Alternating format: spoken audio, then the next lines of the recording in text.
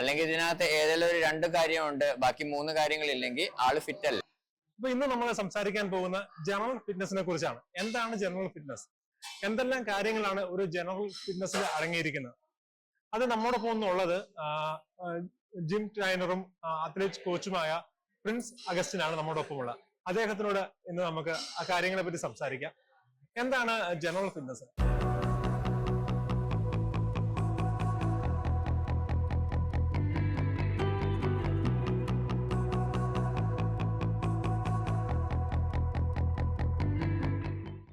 Sir ചോദിച്ചതുപോലെ തന്നെ എല്ലാവർക്കും ഉള്ള ഡൗട്ടാണ്, എന്താണ് ഫിറ്റ്നസ്, അതെങ്ങനെയാണ് നമ്മൾ മനസ്സിലാക്കുന്നത്?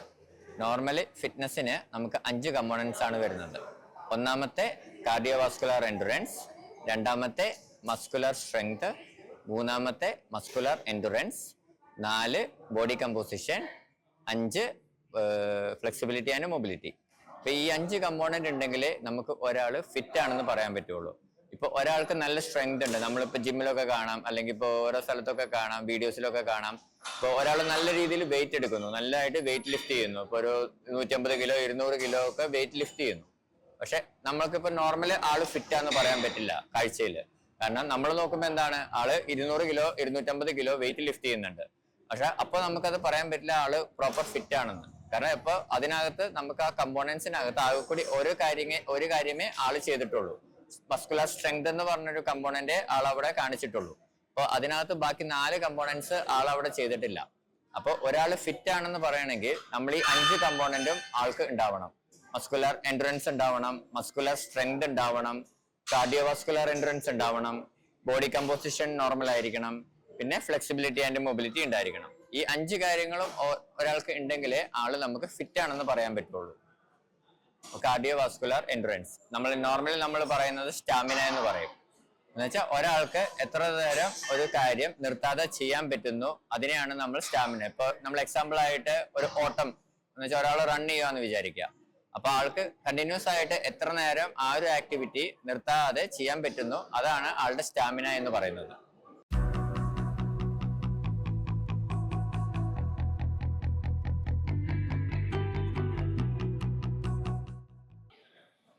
ഇനി രണ്ടാമത്തെ നമ്മുടെ മസ്കുലർ സ്ട്രെങ്ത് ആണ്.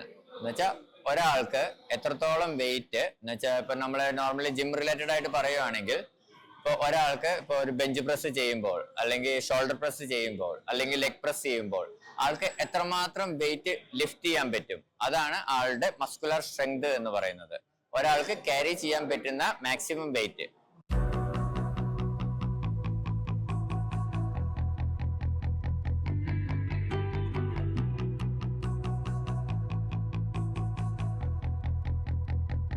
മൂന്നാമതായിട്ട് നമുക്ക് വരുന്നത് മസ്കുലർ എൻഡുറൻസ്. അപ്പോൾ ഇതിനകത്ത് നമ്മൾ പറഞ്ഞതിൽ കാർഡിയോവാസ്കുലർ എൻഡുറൻസും മസ്കുലർ എൻഡുറൻസും ഉണ്ട്. ഇത് രണ്ടാണ്. മസ്കുലർ എൻഡുറൻസ് എന്ന് നമ്മൾ പറയുമ്പോൾ നമുക്കൊരു പർട്ടിക്കുലർ ഒരു വെയിറ്റ് അല്ലെങ്കിൽ പർട്ടിക്കുലർ ഒരു റെസിസ്റ്റൻസ് അത് ക്യാരി ചെയ്ത് നമുക്ക് എത്രത്തോളം നേരം നമുക്കത് ചെയ്യാൻ പറ്റും, ക്യാരി ചെയ്തുകൊണ്ട് നമുക്ക് എത്രത്തോളം റെപ്പറ്റീഷൻ അല്ലെങ്കിൽ എത്രത്തോളം ദൂരം അതിനെ കവർ ചെയ്യാൻ പറ്റും, അതിനെയാണ് നമ്മൾ മസ്കുലർ എൻഡുറൻസ് എന്ന് പറയുന്നത്. എക്സാമ്പിൾ ആയിട്ട് ഇപ്പൊ നമ്മളിപ്പോ ഡെയിലി ലൈഫ് തന്നെ പറയാം. നമ്മളിപ്പോ ഒരു സ്ഥലത്ത് നിന്ന് ഒരു കടയിൽ നിന്ന് ഗ്രോസറീസ് മേടിച്ചു, അതിന് ഒരു പർട്ടിക്കുലർ റെസിസ്റ്റൻസ് ഉണ്ട്, ഒരു പർട്ടിക്കുലർ വെയിറ്റ് ഉണ്ട്. അപ്പോൾ ആ വെയിറ്റ് ഹാങ് ചെയ്തിട്ട് നമ്മൾ നമ്മുടെ വീട് വരെ എത്തുന്നു. അപ്പൊ ആ ഒരു പർട്ടിക്കുലർ ടൈം പീരീഡ് എന്ന് വെച്ചാൽ ആ ഒരു പർട്ടിക്കുലർ ഡിസ്റ്റൻസ് നമുക്ക് കവർ ചെയ്യാൻ പറ്റുന്ന അത് വെയിറ്റ് ഹാൻഡിൽ ചെയ്ത് നമുക്ക് കവർ ചെയ്യാൻ പറ്റുന്നതിനെയാണ് നമ്മൾ മസ്കുലർ എൻഡുറൻസ് എന്ന് പറയുന്നത്.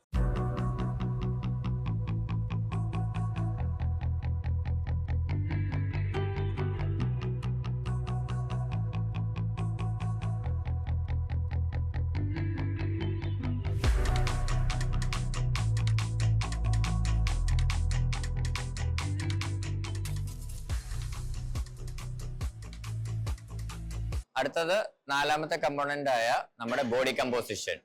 ബോഡി കമ്പോസിഷൻ എന്ന് വെച്ചാൽ നോർമൽ ആയിട്ട് ഞാൻ ഈസി ആയിട്ട് പറഞ്ഞു തരാം. നമ്മുടെ മസിലും ഫാറ്റും തമ്മിലുള്ള റേഷ്യോ, ഇതിനെയാണ് നമ്മൾ ബോഡി കമ്പോസിഷൻ എന്ന് പറയുന്നത്. അപ്പോൾ അതിനകത്ത് എന്ന് പറയുന്നത് അത് നോർമലി നമ്മൾ ചെക്ക് ചെയ്യുന്നത് ഇപ്പോ ലാബിലൊക്കെ പോയാൽ ഡെക്സാ സ്കാൻ എന്ന് പറഞ്ഞൊരു സ്കാനിങ് ഉണ്ടാവും. അപ്പോൾ അവിടെ നോക്കിയാൽ നിങ്ങൾക്ക് നിങ്ങളുടെ ബോഡിയിലെ ഫുൾ ഡീറ്റെയിൽസ് അറിയാൻ പറ്റും. നിങ്ങളുടെ ബോഡിയിൽ എത്ര കിലോ ഫാറ്റ് ഉണ്ട്, എത്ര കിലോ മസിൽ ഉണ്ട്, എത്ര വാട്ടർ വെയിറ്റ് എത്രയുണ്ട്, ബോഡിയിൽ ബോൺ ഡെൻസിറ്റി എത്രയുണ്ട്, വാട്ടർ മിനറൽസ് കൂടുതലാണോ കുറവാണോ, പ്രോട്ടീൻ്റെ ഇൻടേക്ക് നോർമൽ ആണോ, വാട്ടർ ഇൻടേക്ക് നോർമൽ ആണോ, ഇത്രയും കാര്യങ്ങൾ നമുക്ക് അവിടെ ചെന്ന് ഇത് ടെസ്റ്റ് ചെയ്താൽ അറിയാൻ പറ്റും. അല്ലെങ്കിൽ നിങ്ങൾക്ക് അടുത്തുള്ള ഒരു നല്ലൊരു ജിമ്മിൽ പോവുകയാണെങ്കിൽ അവിടെ ഇത് BCA എന്ന് പറഞ്ഞൊരു മെഷീൻ ഉണ്ടാവും, ബോഡി കമ്പോസിഷൻ അനലൈസർ. ഓക്കെ, അപ്പോൾ ആ ഒരു ഇതിൽ ടെസ്റ്റ് ചെയ്യുമ്പോഴത്തേനും നിങ്ങൾക്ക് മനസ്സിലാവും നിങ്ങളുടെ ബോഡിയിൽ എന്തൊക്കെയുണ്ട് എന്നുവെച്ചാൽ ഫാറ്റ് എത്ര പെർസെൻറ്റേജ് ഉണ്ട്, മസിൽ എത്ര പെർസെൻറ്റേജ് ഉണ്ട്, നോർമൽ ലെവലാണോ അതോ കുറവാണോ, അതൊക്കെ അറിയാൻ പറ്റും.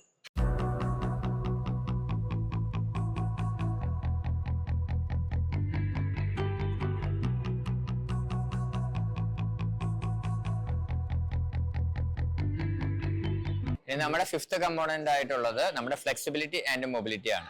ഇപ്പൊ മൊബിലിറ്റി എന്ന് പറയുന്നത് നമ്മൾ നോർമൽ ആയിട്ട് ഇപ്പോൾ നമ്മുടെ ഒരു ജോയിന്റ്, ഇപ്പൊ നോർമൽ ആയിട്ട് നമ്മൾ പറയുകയാണെങ്കിൽ ഷോൾഡർ ജോയിന്റ്, ആ ഒരു ജോയിന്റിന്റെ ഫുൾ റേഞ്ച് ഓഫ് മോഷനിൽ അതിനെ റൊട്ടേറ്റ് ചെയ്യുകയോ അല്ലെ അതിന്റെ ഫുൾ റേഞ്ച് ഓഫ് മോഷനിലുള്ള ആ ജോയിന്റിന്റെ മൂവ്മെന്റ് ഒരാൾക്ക് ഒരു കുഴപ്പവുമില്ലാതെ ഒരു സ്ട്രഗിളും ഇല്ലാതെ ചെയ്യാൻ പറ്റുന്നതിനെയാണ് അതിന്റെ മൊബിലിറ്റി എന്ന് പറയുന്നത്, ഒരാളുടെ മൊബിലിറ്റി എന്ന് പറയുന്നത്. ഫ്ലെക്സിബിലിറ്റി എന്ന് പറയുന്നത് ഇപ്പൊ ഒരാളുടെ ഒരു മസില് അല്ലെങ്കിൽ ടെൻഡൻ അതിന്റെ മാക്സിമം കപ്പാസിറ്റിയിൽ നമുക്ക് സ്ട്രെച്ച് ചെയ്യാൻ പറ്റുന്നതിനെയാണ് നമ്മൾ ഫ്ലെക്സിബിലിറ്റി എന്ന് പറയുന്നത്. 5 കമ്പോണൻസ് ആണ് ഒരാള് ഫിറ്റ് ആണെന്ന് പറയാൻ നമുക്ക് വേണ്ടത്. ഇപ്പൊ ഈ 5 കമ്പോണന്റും ഉള്ള ഒരാളാണെങ്കിൽ ആള് നമ്മൾ പക്ക ഫിറ്റ് ആണെന്ന് പറയാൻ പറ്റും. അല്ലെങ്കിൽ ഇതിനകത്ത് ഏതെങ്കിലും ഒരു 2 കാര്യമുണ്ട് ബാക്കി 3 കാര്യങ്ങളില്ലെങ്കിൽ ആള് ഫിറ്റ് അല്ല. ഇപ്പൊ 4 കാര്യങ്ങളുണ്ട് ഒരു കാര്യമില്ലെങ്കിൽ ആള് ഫിറ്റ് അല്ല. അപ്പൊ ഈ 5 കമ്പോണന്റ് നമുക്ക് കവർ ചെയ്ത് നമുക്ക് ആ മൂവ്മെന്റ്സും നമുക്ക് ആ സ്റ്റാമിനയും നമ്മുടെ ഫ്ലെക്സിബിലിറ്റിയും മൊബിലിറ്റിയും എല്ലാം നമുക്ക് റീച്ച് ചെയ്യാൻ പറ്റുന്നുണ്ടെങ്കിൽ നമ്മൾ ഫിറ്റ് ആണെന്ന് പറയാൻ പറ്റും.